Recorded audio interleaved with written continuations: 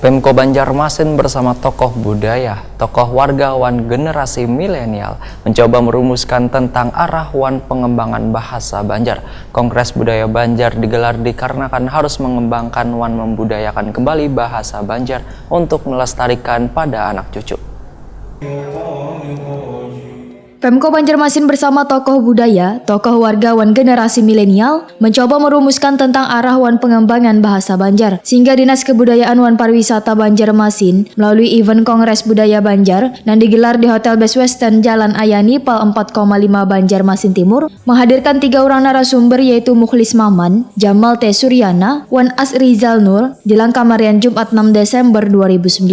Rumusan tersebut nantinya akan dibawa ke Direktorat Jenderal Kebudayaan Kementerian Pendidikan wan Kebudayaan Republik Indonesia untuk diakui sebagai warisan budaya tak benda. Kabid Kebudayaan Disbudpar Banjarmasin Fatimah Adam bertakuni Prima TV memadahkan Kongres Budaya Banjar digelar dikarenakan harus mengembangkan wan membudayakan kembali bahasa Banjar untuk melestarikan pada anak cucu. Selain itu, bahasa Banjar bisa menjadi bahasa ibu bagi orang Banjar atau warga Kalimantan Selatan. Dengan latar belakang tersebut, maka digelarlah Kongres Bahasa Banjar ini. Fatimah Adam berharap sekolah-sekolah yang ada di Banua ini melalui surat edaran dari wali kota maupun bupati, terutama di bawah binaan Pemko Banjarmasin, meminta setiap sekolah mulai SD hingga SMP wajib 1 hari dalam seminggu menggunakan bahasa Banjar. Selawas ini ada yang beranggapan bila bahasa Banjar itu hanya ada di pasar wan kada secara resmi ada di perkantoran. Maka Fatimah Adam berharap pada pemerintah kota untuk memberikan keharusan pada instansi di lingkup Pemko Banjarmasin dalam melayani tamunya dengan bahasa Banjar minimal sekali dalam seminggu.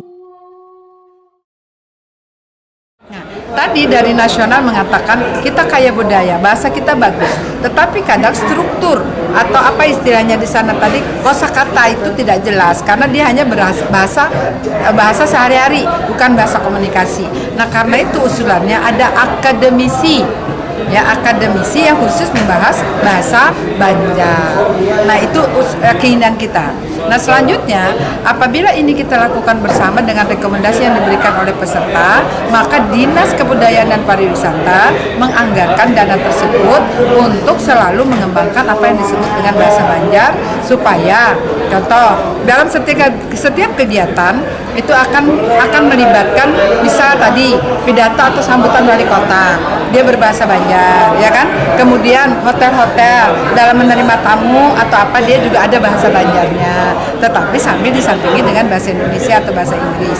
Nah seperti itulah yang diinginkan mengapa ada yang disebut dengan Kongres Bahasa Banjar. Menurut Fatimah Adam, untuk melestarikan bahasa Banjar maka akan dibentuk tim yang akan membuat kamus bahasa Banjar. Sementara itu peserta Kongres Bahasa Banjar ini dihadiri seniman wan budayawan serta kelompok seni wan mahasiswa yang ada di 13 kabupaten wan kota di Kalimantan Selatan.